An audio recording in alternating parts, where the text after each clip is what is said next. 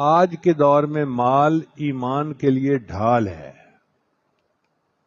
آج کے دور میں مال ایمان کے لیے ڈھال ہے، کیونکہ حدیث مبارکہ میں ہے کاد الفقر ان یکون کفرا، قریب ہے تنگ دستی تجھے کفر تک پہنچا دے.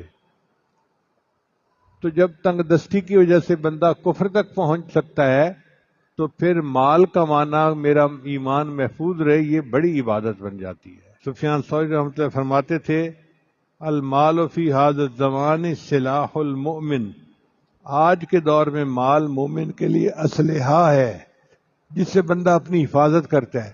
اگر کسی کی بیوہ ہو اور اس کے پاس وسائل ہوں تو وہ اپنی عزت کی حفاظت کر سکتی ہے، وہ اپنی جان کی حفاظت کر سکتی ہے، اپنے ایمان کی حفاظت کر سکتی ہے. جو لوگ گناہوں میں پڑتے ہیں وہ شوق سے نہیں پڑتے،